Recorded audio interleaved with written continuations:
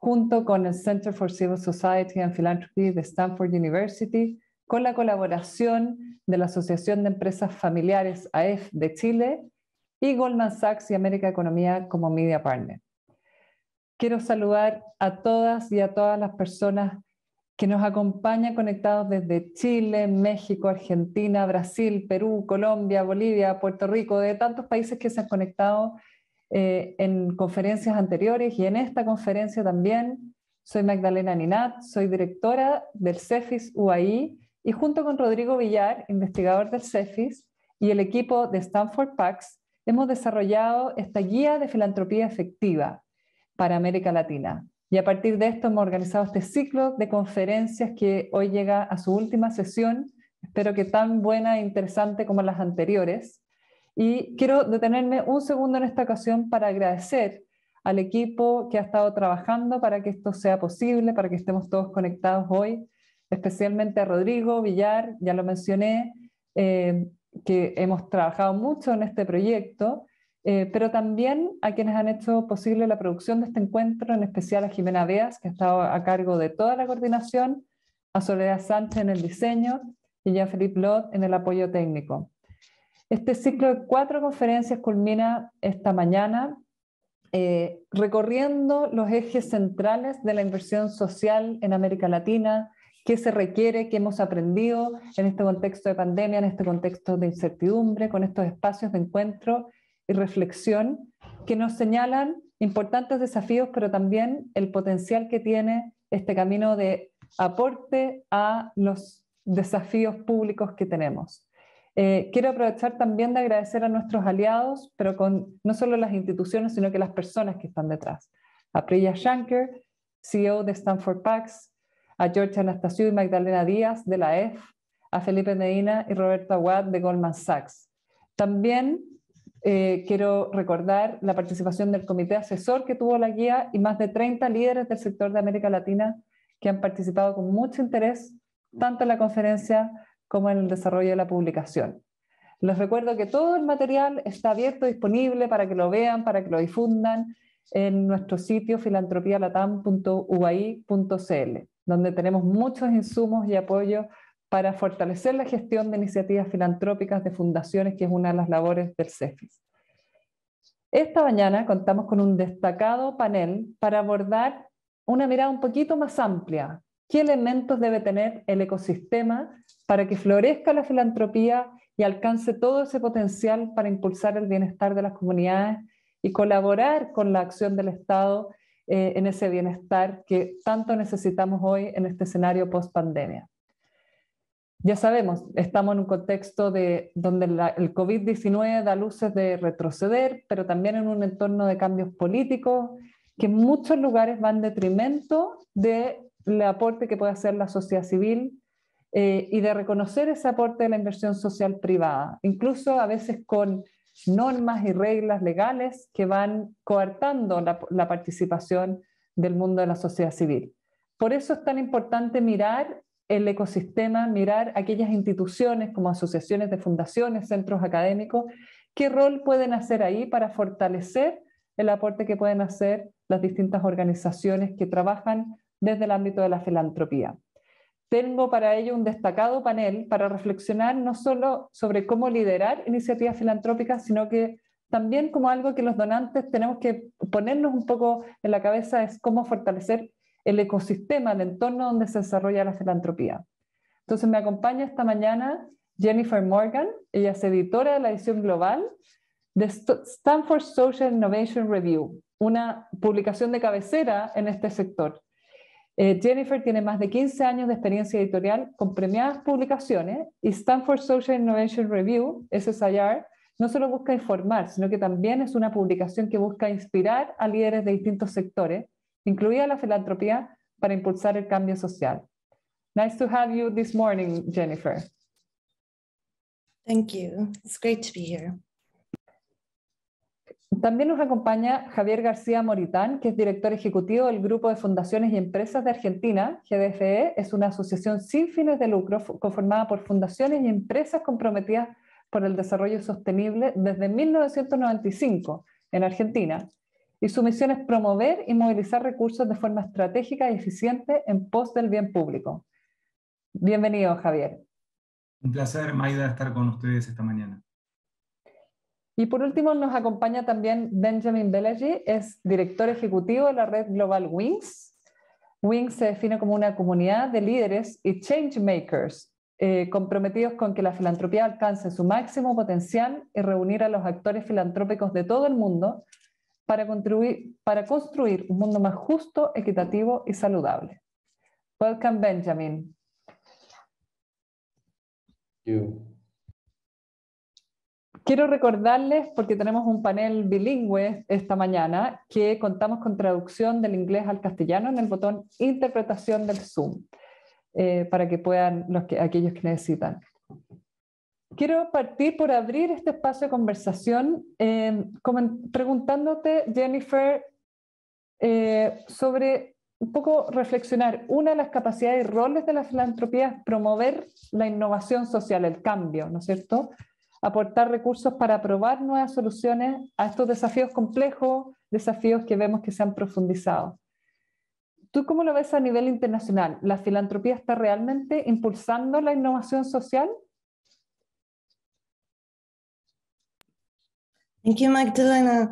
I would say, just to start, in some cases, yes, it is driving innovation, compared to business or government. Philanthropy has a distinctive capacity to experiment, much more flexibility, but there's always the tension between funding sort of established solutions and experimental ones.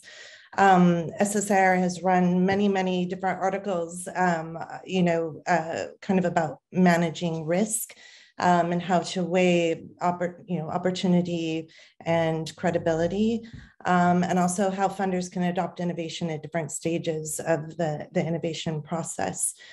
Today, at least in theory, I think more and more funders are looking to support initiatives that source innovative ideas from the communities they want to help, and to invest in local leaders and to co-create new and innovative solutions that are localized. That approach, I think, can really help foster innovation. So many environmental and social challenges are local, and so the solutions also need to be local. I think, despite all of that, there are many people who would say that funders should be experimenting more. And I would just add, I think that, this relates to the idea of creating an environment or system where philanthropy can flourish, and working with communities is certainly a part of that. But there are many other components that I think that really contribute to that ecosystem, and you're probably fully aware of those. But I thought I'd mention, in the United States, some of those elements that have kind of evolved to really support philanthropy. One is a basic sort of foundational culture of philanthropy, where people who have wealth feel a responsibility to give back to the community. There are laws to support, philanthropy, such as charitable tax breaks, regulations to ensure nonprofits are using money they get in ways that they should. and they say they're doing. Then there are supporting organizations such as Candid, which used to be Foundation Center and GuideStar. They merged into an organization that collects and shares information about nonprofits, where the money comes from, where the money goes, how effectively they're using it.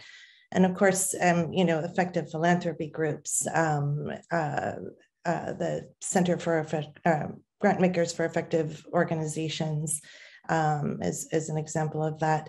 And then the media, which SSIR, Stanford Social Innovation Review, is obviously a part of, that is a huge and hugely important part. We're responsible for disseminating information about organizations, what philanthropy looks like, how to do philanthropy well. So many countries in the world lack these sort of foundational elements, and in many cases may not necessarily need exactly these types of institutions. But we do need to find ways, I think, to help foster learning and growth in all these areas globally. Yes, thank you. Sin duda que comparto tus reflexiones, Jennifer, respecto de esta necesidad de aprendizaje, de una cultura que promueva no solo el potencial de la filantropía, sino que realmente que se genere esta innovación social que se promete. Y ahí me gustaría ir a partir de ese comentario con Javier respecto del rol que cumple una asociación como la que tú coordinas, Javier. En cuanto a GDFE, su rol es parte de fortalecer el ecosistema en la gestión de inversión social privada en el país. Pero uno se pregunta, ¿los actores mismos del ecosistema tienen que preocuparse por fortalecer el ecosistema y legitimar el rol de la filantropía en sus países? ¿Cuánto de esto está internalizado y crea esta infraestructura de aprendizaje, de potencial que estaba mencionando Jennifer? Javier.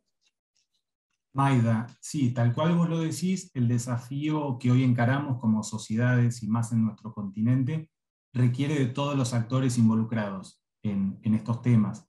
Y cuando se me pregunta por qué el sector privado, por ejemplo, tiene que tener una presencia en resolver los temas sociales y ambientales, lo primero que pienso, como lo dijo Stefan Schmidt-Heine ya hace muchos años, es la idea de que no hay empresas exitosas en sociedades que fracasan.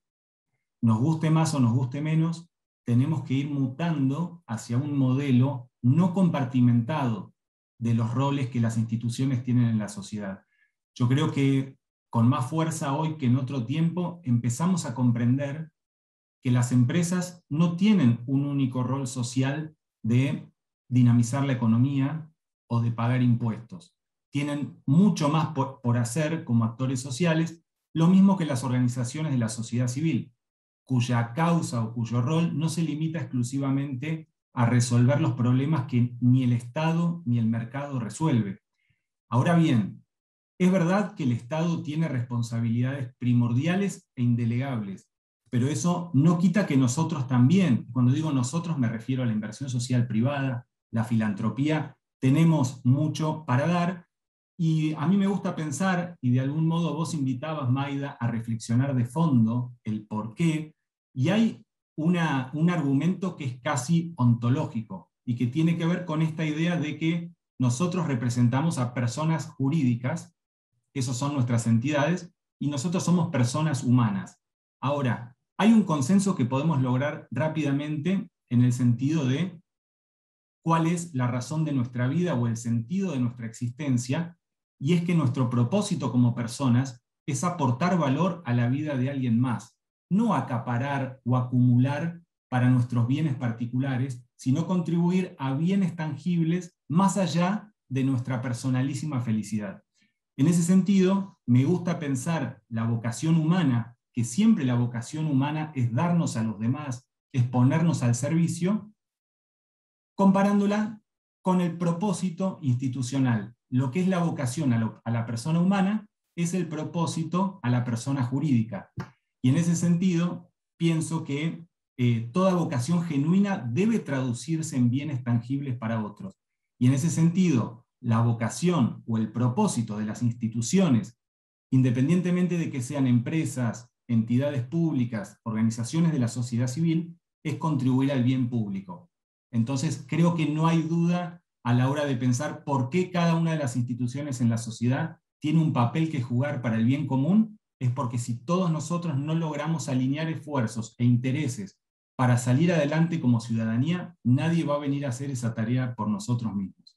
Se me ocurren varias más ideas, pero creo que ya estoy en tiempo quizás para esta primera... Vamos a volver, sí, a ver si esta idea de fortalecer el ecosistema, ¿no es cierto? Cuando uno habla de potenciar la filantropía, que tenga más impacto, bueno, pero ¿quién se encarga de fortalecer el ecosistema? Y Benjamin tiene una mirada muy interesante, Benjamin, respecto de un poco lo que impulsa Wings, ¿no es cierto? De fortalecer el ecosistema para lograr potenciar la filantropía y su impacto. Entonces, pero yo me hago la pregunta, Benjamin, vemos poco esa inversión en el ecosistema, siempre estamos preocupados de llegar al beneficiario final, a la organización y al beneficiario final. ¿Cómo ves tú esa tarea de invertir en fortalecer los ecosistemas y cómo se hace de manera efectiva? Thank you, Magdalena, and thanks for this important question. I think it's good that it's being highlighted as a really critical and strategic issue because most of the time, as you said, philanthropic actors, foundations, they sort of naturally try to focus on the immediate needs that are surrounding them and on their direct cause or mission, and then the more transversal issues and the questions that are more about how do we build a stronger field, how do you increase the collective impact of the sector, et cetera, et cetera. This is something that is often overlooked, and that's something that is actually really global, that phenomenon.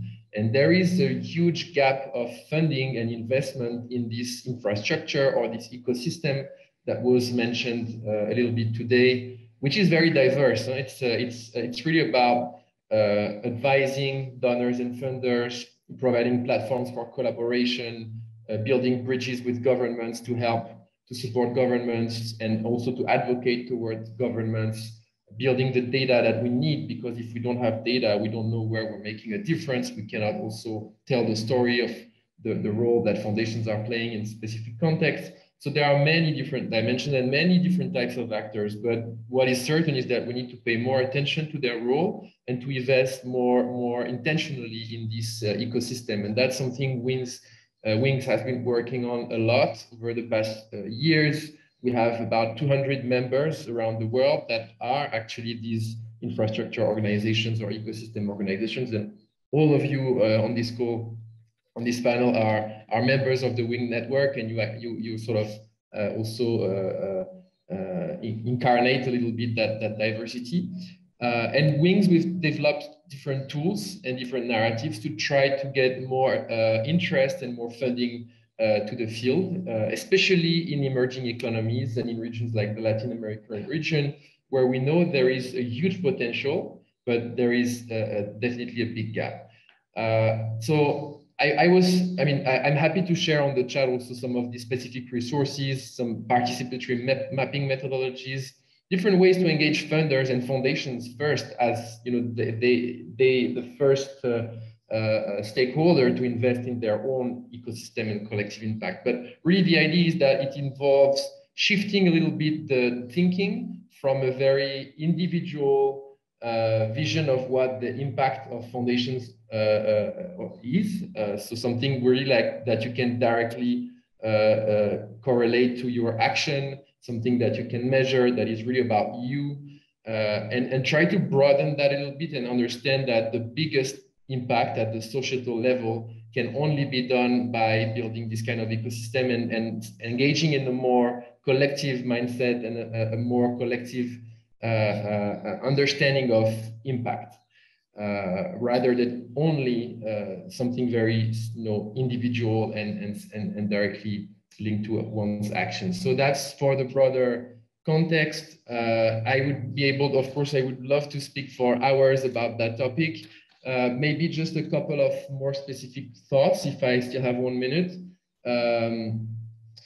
First, I think that this ecosystem can address some of the most obvious challenges of the sector in Latin America. One of these big challenges is the fact that the philanthropic sector in the region is not always supporting civil society and NGOs and grassroots organizations in the way it should, in the sense that a lot of the philanthropic resources are directly operationalized by philanthropic organizations, and they are not distributed. So there's a lack of grant making, there's a lack of support to civil society initiatives. And that's because there is a lack of trust for, that's one of the key reasons. And that can be solved with an ecosystem, because if you create and if you have in place the actors that can give you the trust that the resources will be used well and that there will be capacity, you need that conduct.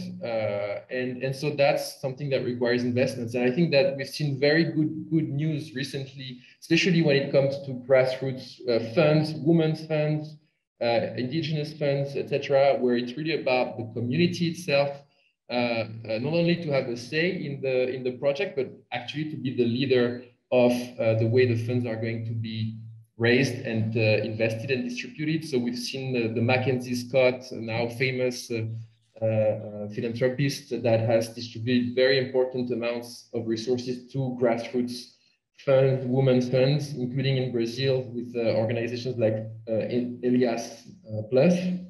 And so I think it's a great encouragement for the whole Latin American sector to consider investing in this type of infrastructure, these intermediaries that help reach directly local communities and that help give them the agency to lead their own development. So I think I'll stop here, but there's more. We can talk about the enabling environment, and so let's see if we still have time for that later. Benjamin, maybe you can share some of these resources that WINGS have in the chat. Los puedes poner en el chat y podemos ir, porque hay buenos documentos y buenas metodologías que se ha hecho desde WINGS para pensar en el ecosistema. Pero quiero tomar, tú mencionaste muchas cosas de la importancia de crear este ecosistema para la colaboración, ¿no es cierto? Jennifer mencionaba el tema de los espacios de aprendizaje compartido, que existen, que potencian esa cultura de la donación en Estados Unidos, y también algo del tema legal. Nosotros con WINGS justamente estamos en 3 semanas más presentando un estudio sobre los marcos legales en América Latina para el desarrollo de las organizaciones de la sociedad civil y las donaciones, y cómo vemos que hay diferencias ahí. Pero yo quiero darles un espacio para que identifiquen el principal desafío que tenemos en América Latina para fortalecer ese ecosistema, quizá en los países, desde la experiencia que ven a nivel nacional, o quizá a nivel regional, como estaba mencionando Benjamin. No sé, Javier, si brevemente quieres identificar algún desafío que tú ves y percibes en Argentina o lo escuchas también en otros países de la región. Sí, Maida, claro. Lo primero que me gustaría decir es que nuestro continente agudiza cada vez más e incrementa la desigualdad.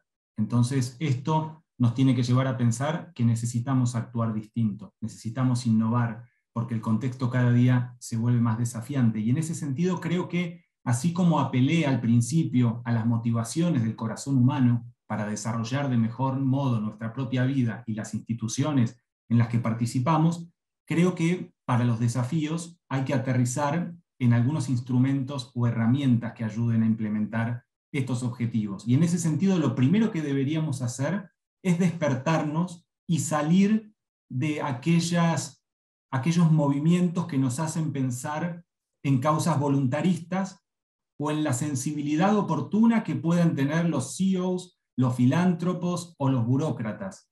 Lo que necesitamos es estructurar instrumentos que hagan que en todos nuestros territorios la sociedad civil, el sector privado y los gobiernos identifiquen de manera conjunta los desafíos más desafiantes, valga la redundancia, de esos territorios, y generar mecanismos a través de una democracia extendida de participación institucionalizada. Y cierro con esta idea de que a veces tendemos a señalar qué es lo que otros tienen que hacer. A mí, cuando me preguntan sobre los desafíos o cómo llevar adelante estas prácticas, es pensar cómo nosotros tenemos tanto para hacer. Y uno de esos temas, Benjamin ya lo introducía, es crear una infraestructura de bien público. Necesitamos pasar de la competencia a la cooperación, incluso en entidades como las nuestras que se dedican a la filantropía. Necesitamos tener una agenda común de desarrollo sostenible y ese es el único camino. Nosotros cada vez flexibilizando más y acercando más a otros para generar valor compartido. Muy bien, me gusta, Javier, tu llamado a qué puedo hacer yo, qué podemos hacer nosotros, ¿no es cierto? No solo yo, sino que nosotros. Y Jennifer, ¿cuáles son tus ideas, desafíos que ves para impulsar la innovación social, para impulsar un ecosistema que facilite eso? No sé cómo lo ves, ¿cuáles son esos gatilladores, esos triggers que ayudan a impulsarla? Yes, I think all of what Javier and Benjamin have said, I agree with so much. And in particular, that idea of collaboration and coming together. And again, not to pull us back to the idea of knowledge and ideas, but I do think a major challenge is the limited exchange of knowledge and ideas, and not just, funder to funder or investor to investor, but investor to government agency, from nonprofit to academic. That knowledge exchange is so important, and it's I think we can build that through resources, like Media Public Wings has so many of those. Obviously, SSIR aims to fulfill that role. And guides like our PAC's Guide to Effective Philanthropy that you picked up and translated to Spanish. Forums for exchange between, social change leaders across sectors, through webinars, conferences like this. And then, the need to continue building global networks and networks of networks. One of the things that we saw with SSIR, just very briefly, is the limitations of an English-only edition. And, if you look at that, it's great that it exists, but it was leaving out huge numbers of people around the world who are interested in this and who have their own solutions and ideas to bring to build the field. And so we've collaborated with different groups, including in Mexico. We have an SSIR en Español now, and in Brazil, we have an SSIR Brazil, and as well as several other local editions. But one of that limitation of understanding the local ecosystems, it's something that we couldn't adequately do from Stanford. We really needed partners in these other countries to be on the ground and understanding the specific systems that innovators are working within. Sí, muy importante esas redes, esa colaboración y que fluya el conocimiento. Benjamin, en un minuto se nos acaba el tiempo, tenemos que dar el pase al próximo panel, pero ¿cuál es tu desafío que ves ahora en este contexto global, pero para América Latina, que estás basado finalmente en trabajando para el mundo, pero desde Brasil, y tenemos un Affinity Group de Wings para América Latina? Yeah, there are, of course, various challenges, but looking at the specific questions of strengthening this infrastructure and this collective impact of philanthropy, I think that really the key challenge is what I was referring to earlier, switching from a very individual mindset to a more collective one, I think is critical, and that will facilitate more investments and more synergies in the field, more collaboration within philanthropy, but also with other actors. And I think it's really important that we embrace a kind of transformation agenda. Philanthropy has had a sort of role in providing a safety net as a complement to the state, to the market, as it was said. I think in the current context of climate emergency and rising inequalities and COVID, etc., there is a need for the sector to really embrace a more transformational role, and that will take this kind of collaboration and platforms, and that will take this kind of investments, because alone in our little spots, we will not be able to make that kind of difference that we need and that philanthropy can make because of its independence and its flexibility. So I really hope we can all go together in this direction, and please stay in touch with our community, as that's really very much what we're trying to do together with all our members. Muchas gracias, Benjamin, Jennifer, Javier. Su participación nos invita a pensar no solo en apoyar una causa, sino que también en pensar en cómo potenciamos este ecosistema para una filantropía para el bien común, para la transformación, para el mundo de hoy.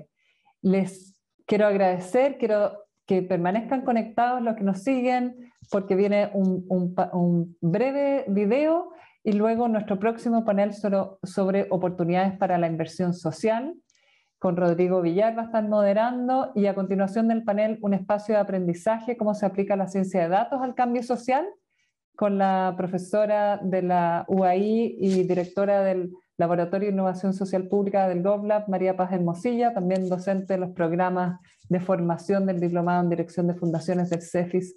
Así que sigue la conferencia, muchas gracias, que estén muy bien.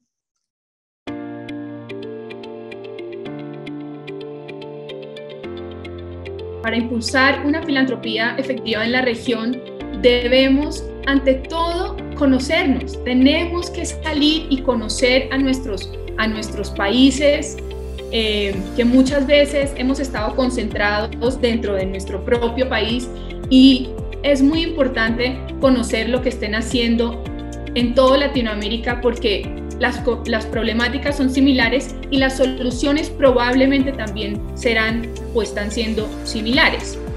Un factor importante es la colaboración, es hacer lo que estamos haciendo en este espacio, es intercambiar ideas, es construir puentes entre distintas organizaciones filantrópicas en cada país, pero más importantemente en los distintos países de la región. Hay ecosistemas filantrópicos en algunos países latinoamericanos, por ejemplo en Colombia, que están significativamente más desarrollados que en países como el mío, en países como en el Perú.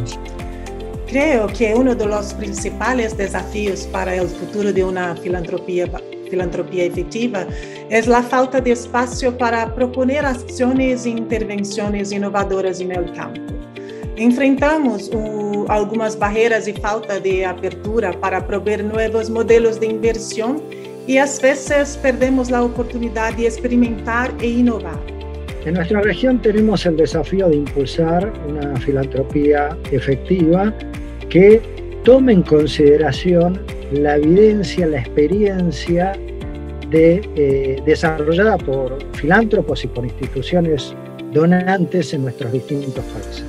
Por lo tanto, una de las principales acciones que deberíamos impulsar es un mayor conocimiento, mayor difusión, mayor intercambio entre nuestros distintos países en relación a la actividad filantrópica de desarrollo.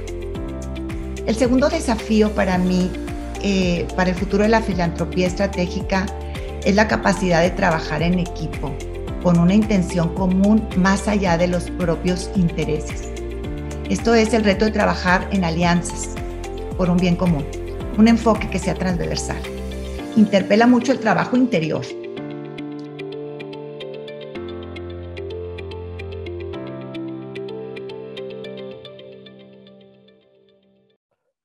Muy bienvenidos a la cuarta y última conferencia del ciclo de filantropía efectiva en América Latina.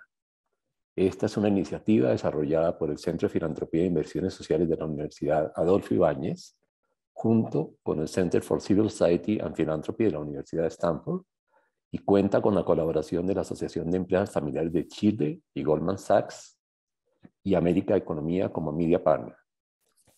Un saludo muy especial a todos y todas quienes nos acompañan hoy en esta conferencia desde diversos países de la región: México, Chile, Argentina, Colombia, Brasil, Bolivia, Perú, y que nos ha acompañado a lo largo de estas conferencias. Mi nombre es Rodrigo Villar, soy investigador del CEFIS y participé junto con Magdalena Linat en la publicación de la Guía de Filantropía Efectiva para América Latina, junto con Stanford Pax.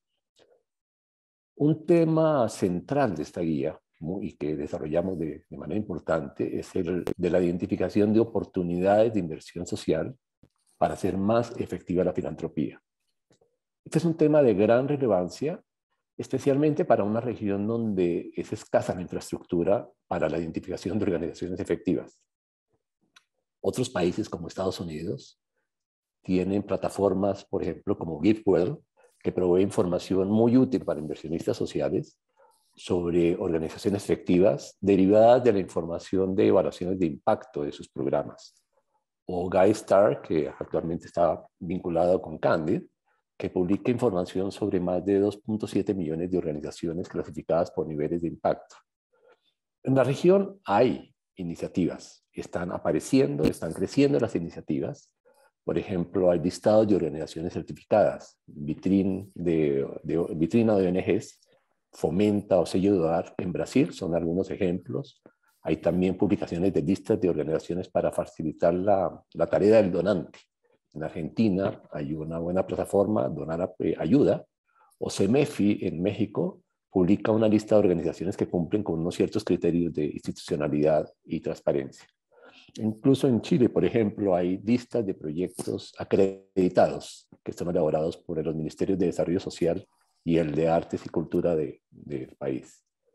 Pero en este campo todavía hay un largo camino por recorrer en la generación de información útil sobre organizaciones efectivas.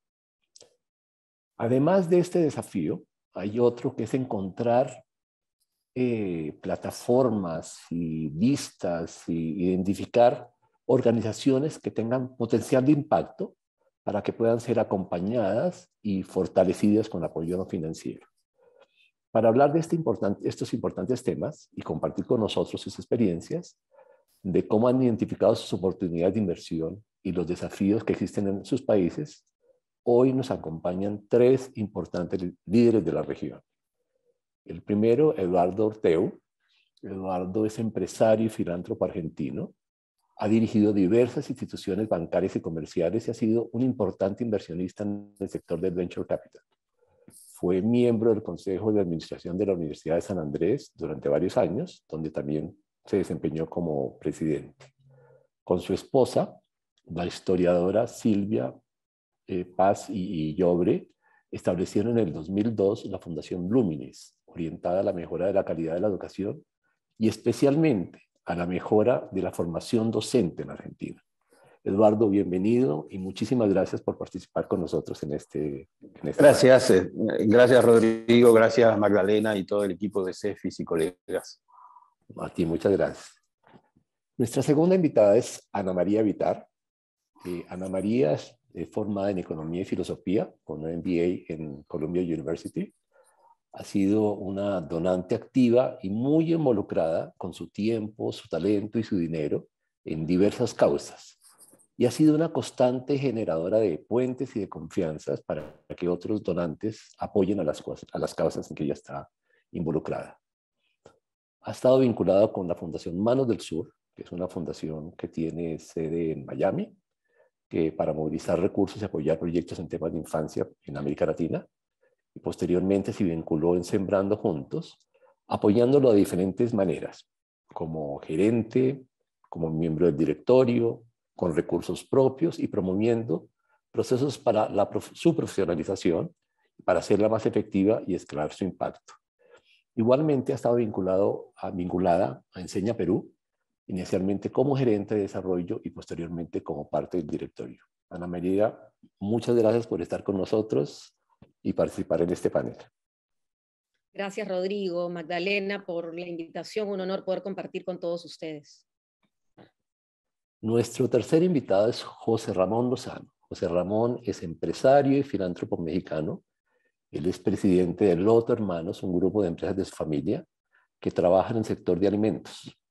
Desde el 2005 ha sido muy activo en el mundo filantrópico con la creación de un fondo creado en memoria de su esposa, Mónica Yandró, para apoyar el bienestar de las comunidades de Puebla, del estado de Puebla en México.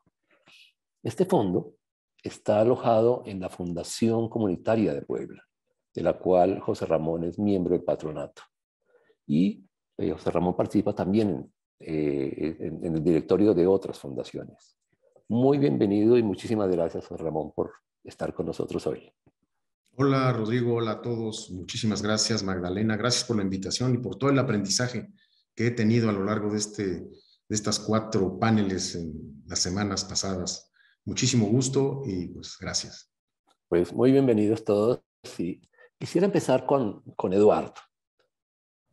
Eduardo, cuando ustedes estuvieron trabajando para pensar en la orientación de la Fundación Lumines y el campo de trabajo que iban a seleccionar, hicieron un muy riguroso trabajo de investigación buscando que la inversión social que iban a hacer pudiera tener el mayor efecto multiplicador y el mayor potencial de impacto y escala. Y gracias a esta investigación decidieron poner el foco en la formación de docentes. Con ese foco se aliaron con la Escuela de Educación de la Universidad de San Andrés y de esa manera lograron un doble objetivo. Por un lado, fortalecer a la universidad y desarrollar lo que ustedes querían, que era la formación de docentes. Teniendo en cuenta esta experiencia, ¿por qué consideras tú importante que los donantes hagan un buen análisis del campo, área de trabajo y de los actores que son claves para identificar las oportunidades de inversión? Estás silenciado, Eduardo.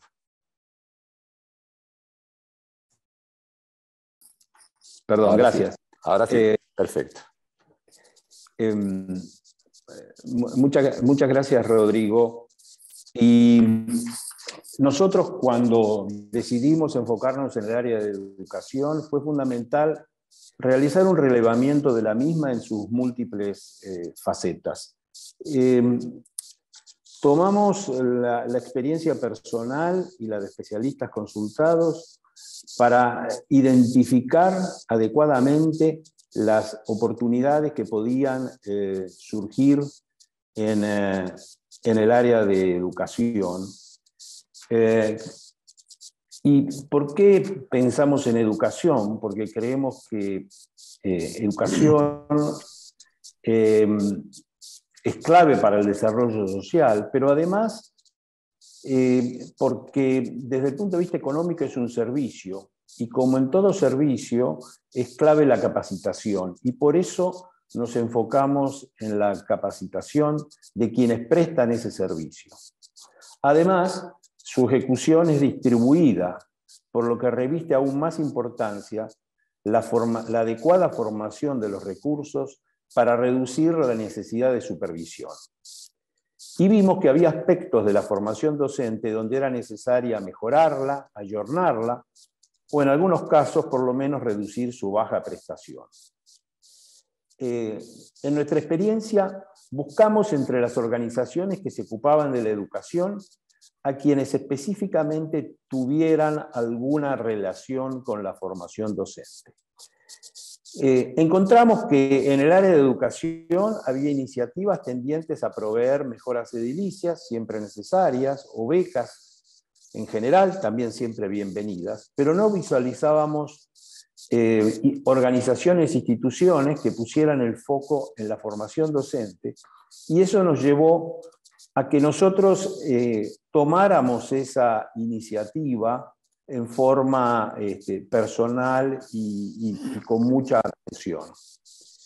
Allí fue donde nos encontramos con la Escuela de Educación de la Universidad de San Andrés, que tenía una visión común de la situación de la formación docente y un formato para intervenir sobre la formación docente que lucía adecuado y que además podía complementarse con otras de nuestras acciones.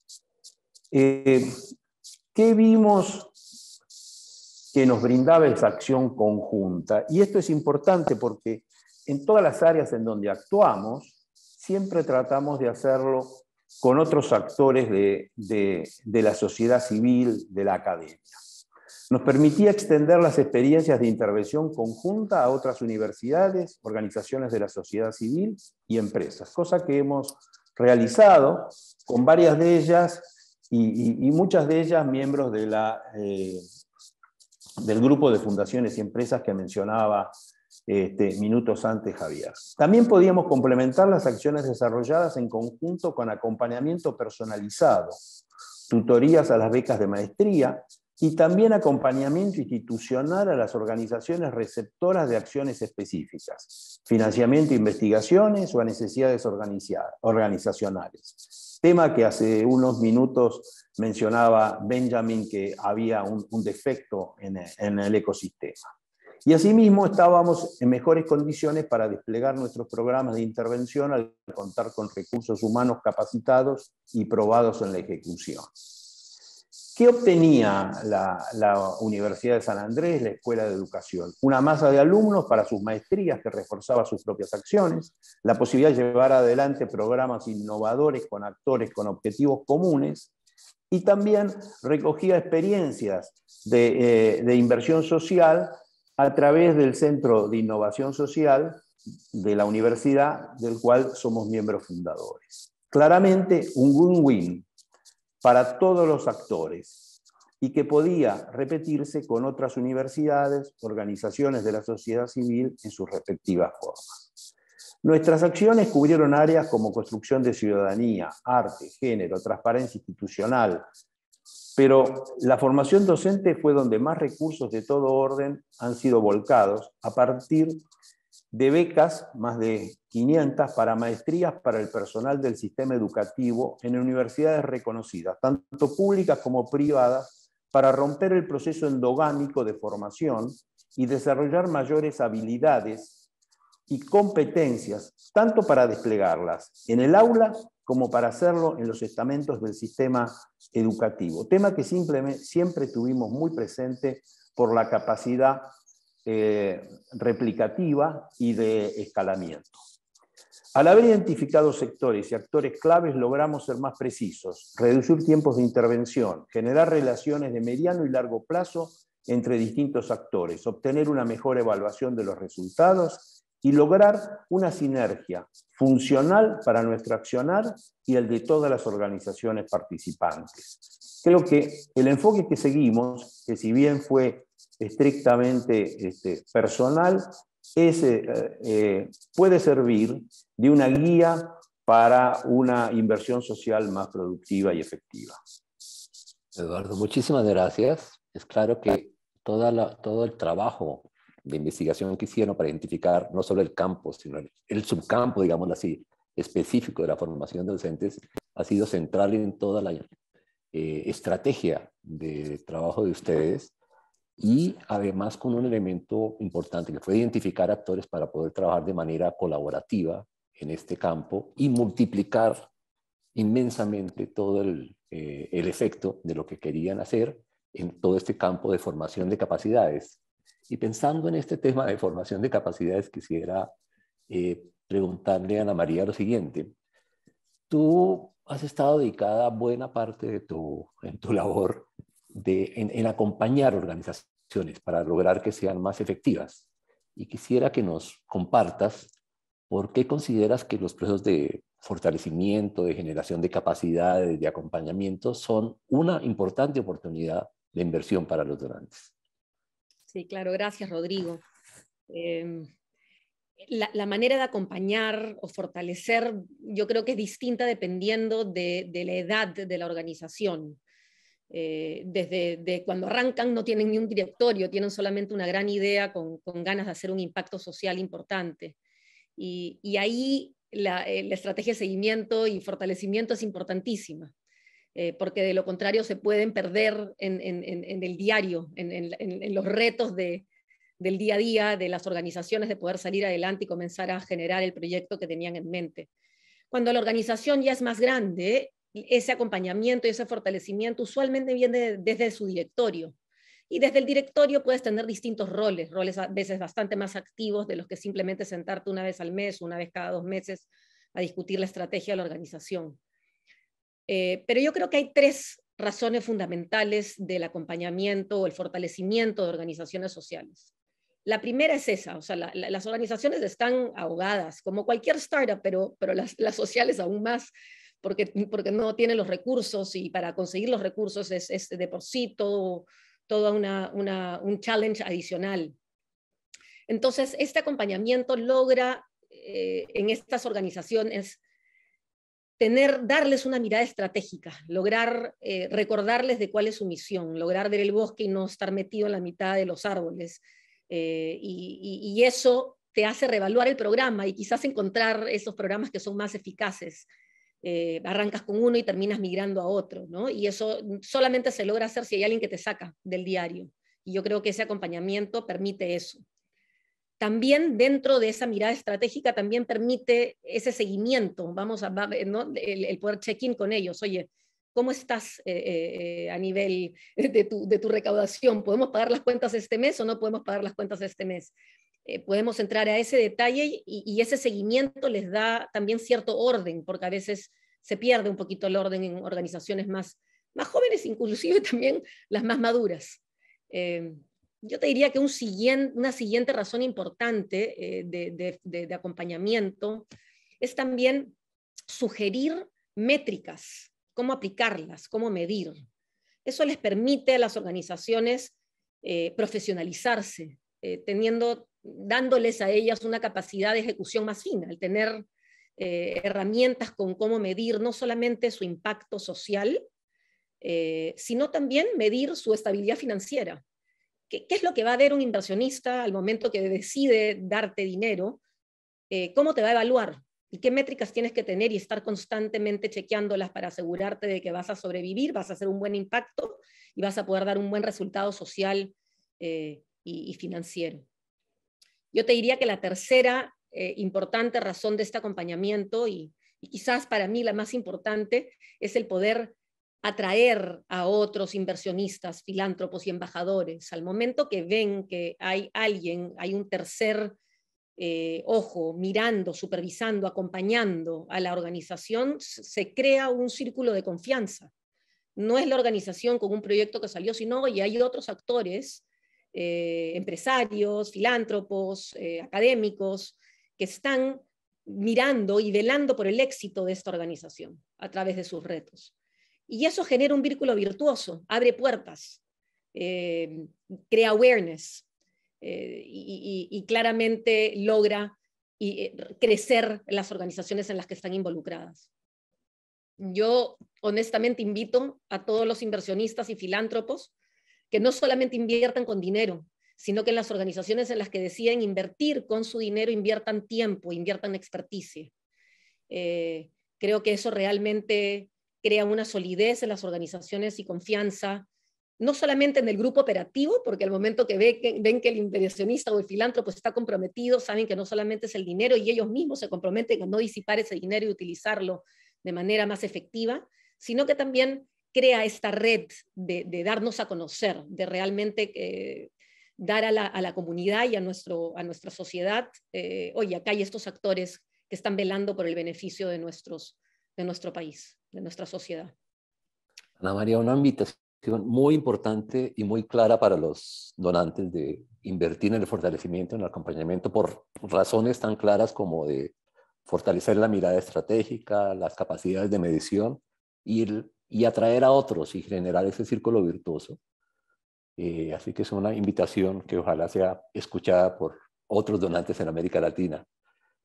José Ramón, paso contigo.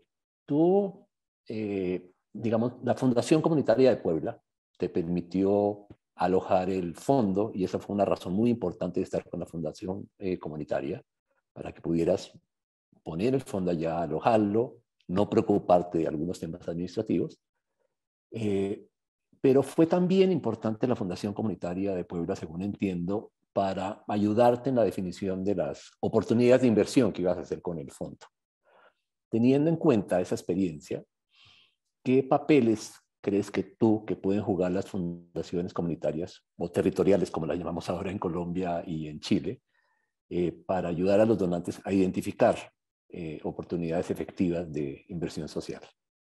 Gracias. Pues mira, como tú lo decías en la introducción cuando me presentaste, la motivación obedeció a la memoria de mi esposa entonces, Mónica Yandró, que trabajaba en su tesis doctoral estudiando la migración de comunidades marginadas, de personas de ahí, de esas comunidades hacia Nueva York, por falta de empleo, por falta de oportunidades en la región, y pues como hay mucho en México. Ella, al trabajar ahí, decidió involucrarse en las comunidades, no nada más terminar su tesis doctoral y se acabó. Se involucró profundamente y desafortunadamente contrajo cáncer y murió. Y yo me decidí, yo la apoyaba siempre, pero desde la distancia, la apoyaba en todo. Cuidaba yo a los niños mientras ella estaba haciendo sus investigaciones, etcétera. Pero cuando ella murió, yo decidí que ese esfuerzo no muriera. Y decidí, y con esto doy pie a lo que quiero expresar, decidí crear una fundación en su memoria para poder continuar con ese trabajo. Cuando vi la montaña de trabajo y responsabilidad, en lugar de trabajar en el territorio y en el campo, que era aperturar una fundación, conseguir que fuera donataria, que pudiera dar recibos deducibles, que pudiera procurar recursos, se me presentó la fundación comunitaria. Y la fundación comunitaria me permitió dedicarme y concentrarme al trabajo en las comunidades y al trabajo en el territorio y aprovechar la franquicia de fundación comunitaria para crear, en lugar de una fundación, hacer un fondo y ese fondo dedicarlo a ese trabajo y pues, conseguir los recursos que pudieran soportar el trabajo filantrópico, el trabajo territorial, a través de los mecanismos que la fundación comunitaria propone. Y así pasé a involucrarme en la fundación comunitaria cada vez más. Hoy soy el presidente de la Fundación Comunitaria Puebla, pasé por muchos años de estar en su patronato o en su consejo directivo, y hay muchos aprendizajes en esto. El primer aprendizaje quizá viene de una pequeña frase que dijo Ana María: arrancar con un programa y terminar con otro. Eso ha sido una constante, porque en una comunidad grande, suficientemente grande, hay todas las necesidades. Puedes aplicar todos los programas.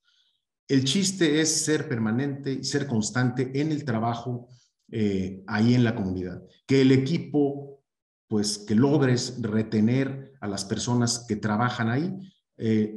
Quien dirige este esfuerzo en las comunidades, pues era la pupila o la estudiante destacada de Mónica cuando ella hacía su tesis doctoral, y hoy es la directora, ella, del trabajo en las mismas comunidades donde hicieron todo el levantamiento y el estudio de la migración. Ya ella conoce perfectamente bien las comunidades, y el equipo con el que trabajamos, que ella dirige, pues es un equipo que ha sido permanente y conocen muy bien la comunidad, y la comunidad conoce al equipo, y eso permite, y ese es un aprendizaje, la constancia, la permanencia, el conocimiento del territorio, permite el pasar de un programa a otro. Por ejemplo, cuando llegó el terremoto del 2017, terrible, destruyó cantidad de vivienda en esa región, y ahí fue la oportunidad de conseguir y captar filántropos, instituciones internacionales preocupadas por este problema, y poder hacer un programa con ellos de reconstrucción de vivienda en ese territorio. Y cuando la vivienda fue reconstruida, la pregunta fue hacia los donantes: bueno, ya llegaste, ya construiste una casa, pero la casa es algo material, es algo importantísimo para la familia, pero ¿qué más? Y todas las organizaciones estuvieron involucradas y estuvieron decididas a ver qué más.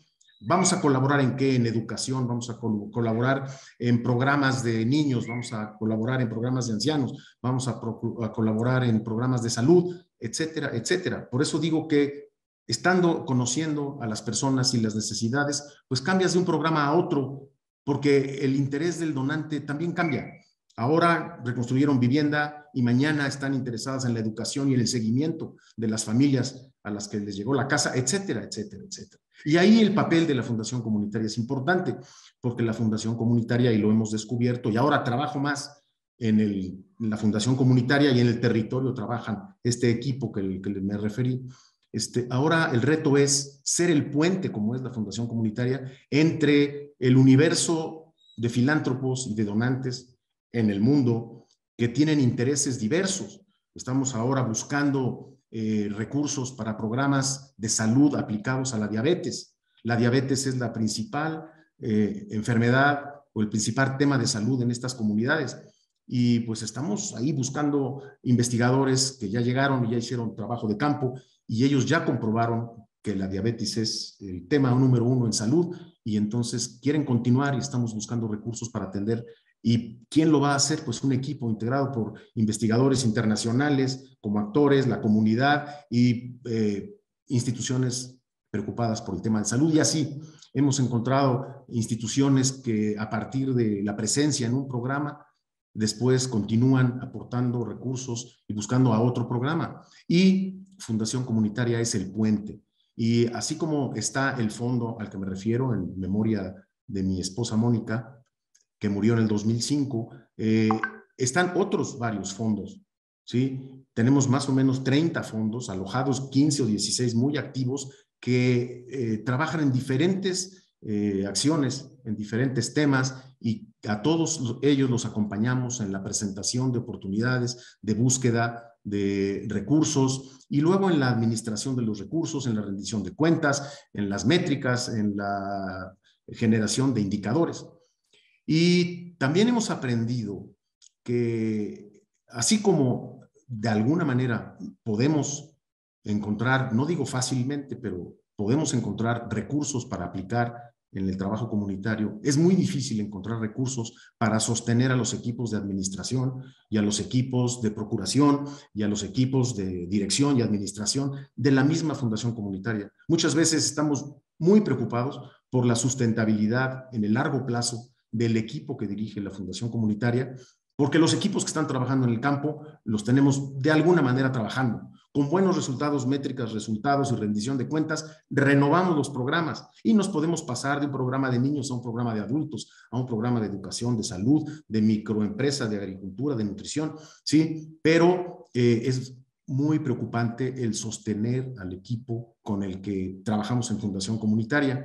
Y entonces viene también lo que ya se ha platicado aquí, el enlazarnos con otras organizaciones. En México, afortunadamente, se ha creado una red de fundaciones comunitarias que se llama Comunalia. Y en Comunalia, pues ya tenemos cobijo. En Comunalia tenemos la oportunidad de intercambiar experiencias con otras fundaciones comunitarias de otras regiones de México y pues ya aprender de ellos, incluso venir con ellos cuando tenemos dudas, cuando tenemos preocupaciones, a ver cómo le hacen otros para solucionar retos que se nos presentan a nosotros.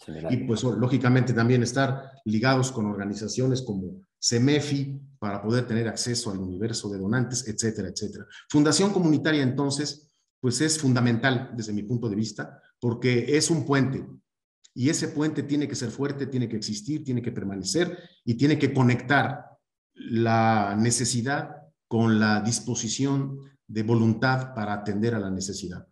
Así es como trabajamos y es lo que hemos aprendido y descubierto en este caminar, siendo puentes ahora y trabajando también en la misma comunidad y en el territorio cuya permanencia es fundamental.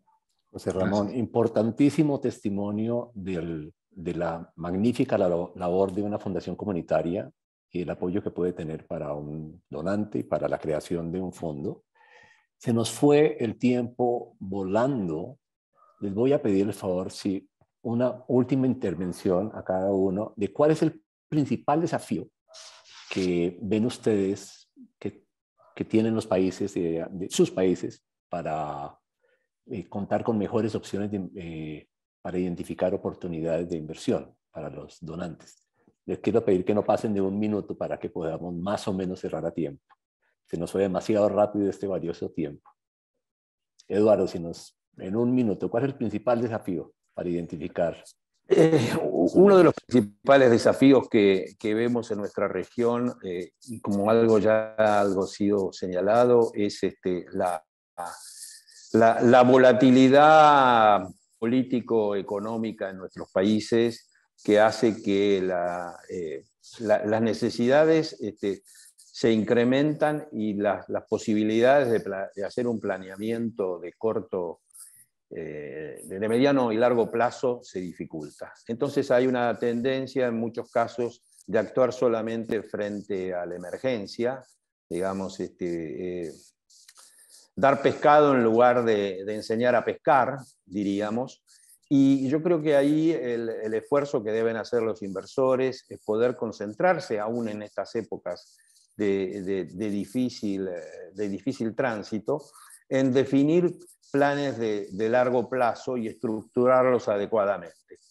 Quizá como simplemente una referencia de que se puede hacer, digamos, todo nuestro proyecto de Fundación Luminis se desarrolló durante 2001 y 2002, circunstancias en donde en la Argentina la situación política y económica era sumamente compleja, y nosotros decidimos hacer un esfuerzo, aislarnos de esa problemática diaria y pensar en que luego había un mañana y que teníamos que estar preparados para ese mañana. O sea, lo digo como una nota de optimismo, en el sentido de que debemos necesariamente esforzarnos en tratar de lograr planes de largo plazo, ya que el corto no soluciona los problemas. Gracias, Eduardo. Ana María, un minuto rápidamente, un desafío. Rodrigo, a ver, yo creo que el reto más grande es para los inversionistas sociales, los emprendedores sociales, conocer a los otros emprendimientos sociales. Yo sé que hablaste de algunos mapas que ya existen en la región, pero yo creo que en el Perú se requiere de un mapa más profundo, no solamente para los inversionistas, sino también para los mismos emprendedores, para no duplicar esfuerzos. A veces siento que hay emprendedores que están haciendo lo mismo en diferentes sectores, en diferentes rubros, y podríamos sumar fuerzas y no trabajar en silos, sino en conjunto.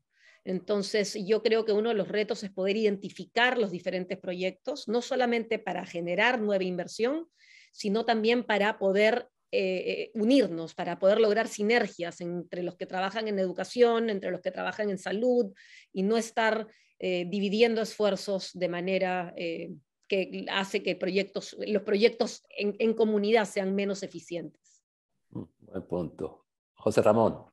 Sí, yo diría que el principal desafío, cuando menos aquí en México, que tenemos, además de todos los otros que también existen, es la política de amenaza que busca debilitar a las organizaciones no gubernamentales que hacemos trabajo comunitario, tratando de monopolizar el trabajo por el gobierno en las comunidades, buscando la compra de votos, por ejemplo, cosa muy, muy, muy extendida, y pues debilitando la acción, monopolizando el trabajo con las comunidades y el trabajo social, ¿sí? Honesto, digno, limpio, sin pretensiones de terceras intenciones.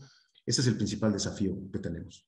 Y pues eso suma el dificultarnos el reporteo, dificultarnos el mantener autorizadas las vigencias fiscales de expedir recibos deducibles y debilitando con dirigida intención el trabajo que hacemos. Mire, 3 importantes desafíos: pensar en el largo plazo, construir sinergias, conociendo quién más está haciendo lo que, y trabajar para evitar el cierre del espacio cívico como lo que está sucediendo en México. Ana María, José Ramón y Eduardo, 1.000.000 de gracias por estar con nosotros. Ha sido un panel maravilloso, con muchísimos aprendizajes. Estamos concluyendo nuestra serie de las 4 conferencias con la participación de más de 24 panelistas, todos ellos líderes del mundo filantrópico. Han puesto importantes retos que van desde hacer una filantropía más diversa, más incluyente, incorporar el enfoque sistémico, la colaboración, la evidencia en sus prácticas, incluir la nueva generación en la conversación sobre la filantropía efectiva, poner en el centro el impacto, hacer uso del continuo del capital para innovar y escalar soluciones a los complejos problemas de la región, y otros importantes desafíos como los que en el panel de hoy nos han planteado. Estos temas de pensar en el largo plazo, las sinergias y trabajar para evitar el cierre del espacio cívico. Les agradezco muchísimo su participación a ustedes y a todos los panelistas que nos han acompañado en esta conferencia. Muchísimas gracias también a toda la audiencia que estuvo presente, y también un agradecimiento muy especial a Stanford PACS, a la EF, a Goldman Sachs, a Felipe Medina, a Roberto Aguad, por apoyar la publicación de la guía y el ciclo de conferencias, y un agradecimiento especialísimo para Jimena Beas, coordinadora de contenidos y vinculación de CEPIS, quien fue la persona que estuvo encargada de la publicación de la guía y detrás de todos los detalles para que esto fuera posible. Le pido que no se desconecte, porque a continuación del panel tendremos nuestro último espacio de aprendizaje sobre cómo se aplica la ciencia de datos al cambio social con la destacada profesora diplomada de Dirección de Fundaciones de Inversión Social del CEFIS, María Paz Hermosillo, que también es la directora del GovLab de la Universidad Adolfo Ibáñez. De nuevo, muchas gracias y los esperamos en el espacio de aprendizaje. Muchísimas gracias. Gracias, Rodrigo. Gracias a todos. Gracias. Un saludo a todos. Un saludo y gracias.